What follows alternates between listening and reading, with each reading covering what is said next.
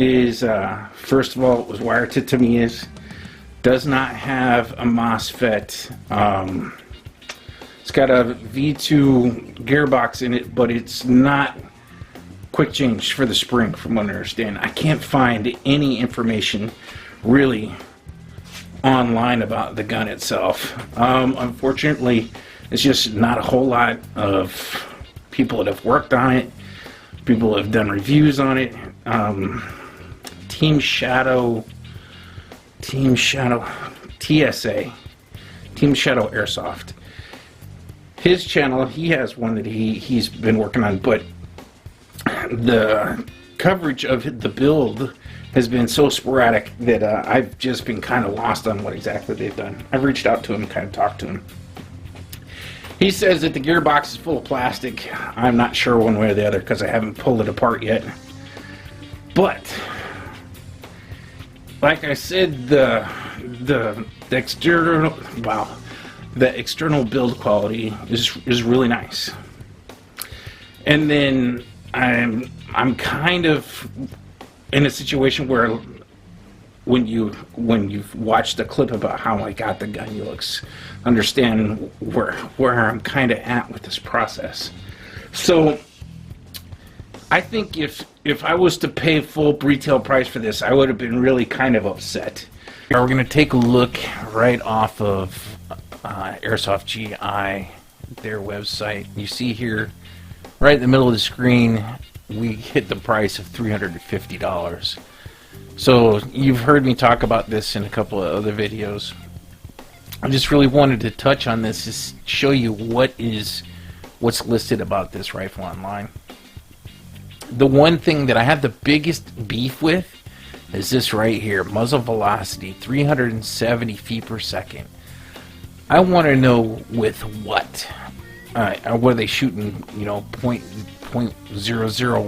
BBs, BBs that weigh nothing? Because my gun straight out of the box is shooting less than 320 feet per second.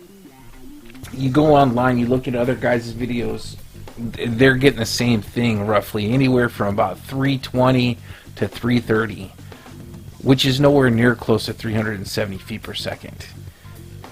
I will say that the magazine that comes with it is a 300 round high cap, and it's metal, it's nice, but for $350, there is no MOSFET. Okay? It does not say anywhere if it comes with a 6.03, tight bore inner barrel. It doesn't say any of that. It just says FreFrans comes with their own first and new state-of-the-art tracer unit, now with the whole AEG. Well, in my opinions, FreFrans should stay making tracer units, because oh my gosh, for $350, and this is for the 10-inch model like what I have. They make I want to say it's a 12 or 14, and it's more. It's almost $400. It's just amazing.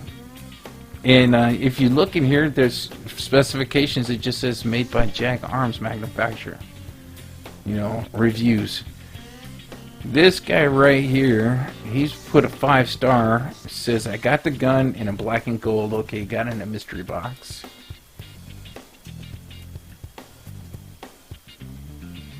Says, honestly, this is a legit rifle. He must not have used it. I played about 20 CQB games, and it is a great. I love this guy's typing, and I don't have any complaints. Well,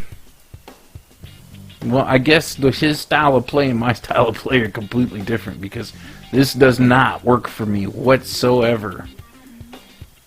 And especially for $350 is nuts.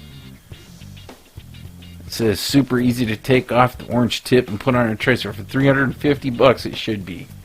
3 minutes of rotating while using a heat gun. Okay, yeah, that's kind of a standard way, but this guy's really happy with it. I'm glad somebody is. Because everybody that I've seen, all the videos, has been rather poor at best. But yeah, you look, there's nothing in here that really gives you any specs on the gun itself, you know, besides 370 feet per second, which is nowhere close. But when I say you can buy a much better gun for $350, you can spend $350 on this website and get you a phenomenal performing and looking airsoft gun for less than this. Here, let's look at my R15.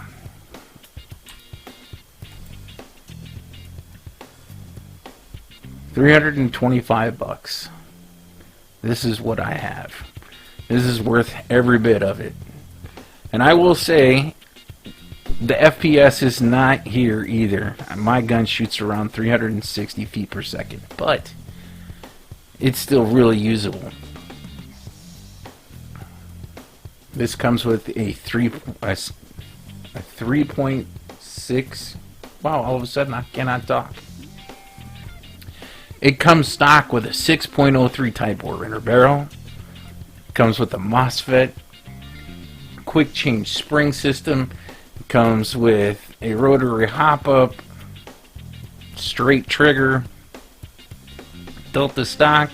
I mean, this is a really nice AR-15 style gun, an M4. It's really nice. If you're going to spend $350, save $25 and buy this. You're putting money in your own pocket, because with the FreFrans, it's $350 plus barrel, plus bucking, plus spring, plus motor, plus,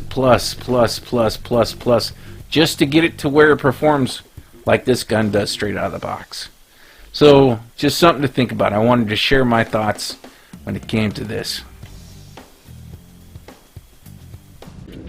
But I definitely wouldn't suggest that anybody take $350 hard-earned dollars and plop it down on a FreFrans M4. Like I said, unless you got another $300 to go and just build the gearbox that you really want to perform that you want, because that's really what you're going to do. It just I can't see it, because it's a mid-tier gun, so you're expecting, well, it definitely doesn't perform as good as the majority of the Lancer Tactical Gen 3s. It does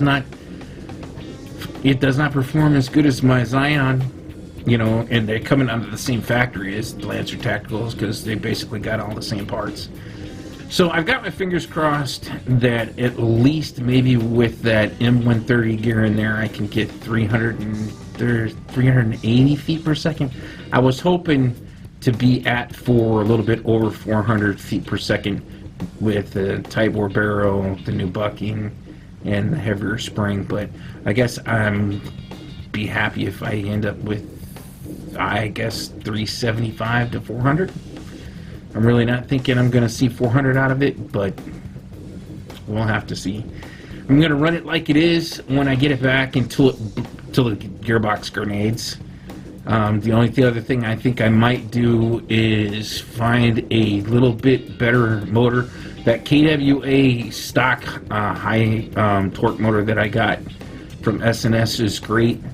I think I would like to get just a little bit of a faster rounds per second, because right now when we shot it, and it's only got an M100 spring, at least I'm assuming an M100 spring in it, it still only ran about 13 rounds per second, which in my opinion is pretty slow. You feel it when it comes to your follow-up shots when you're shooting semi-auto. It's really noticeable in full auto. But that's the update. I will check back in supposedly by Monday or Tuesday. He'll have it done, so hopefully we can chrono it again and see where we're at. Because right now it's just not usable. It's 320 feet per second with 2 O's would be outstanding if I was playing indoors somewhere in a really tight, close quarters. but the field I play on is, well, it's an outdoors CQB. So we have distances of engagements where you're shooting at people that are 70, 80 yards from you, all the way up to, 10, 15 feet. The rules at the field, if you're going to run a DMR at 500 feet per second, and that's not what I'm looking to do. I just want something that's going to function. 400 feet per second is completely acceptable at the field I play at. I think with the play style, being that I'm an old guy, I was talking to Cooper, the guy that works there today, about the fact that being old, I can't run like I'd like to. So my game style is different compared to the young guys. They're way quicker. They can get down lower. I'm an old guy. My knees are shot. I can't bend down. That makes it really hard for me, and I can't run. I just my knees hurt way too bad the day after I tried running. I went at the beginning of the month. It took me 2 weeks before I could walk, like I normally do. So having a few extra feet per second and being able to reach out a little bit further helps me with my gameplay. It makes me a little bit more competitive. Well, all right, till next time, a couple days from now, we'll check back in, and hopefully I'll have the rifle back. The spring will be installed. It'll be chronoed, and hopefully ready to go play. We'll have some decent weather here. This weekend was horrible. But I enjoy cooler weather, because when you run around, it's you're not hot and sweaty. And I played in some hot weather this summer. So I'll talk to you shortly.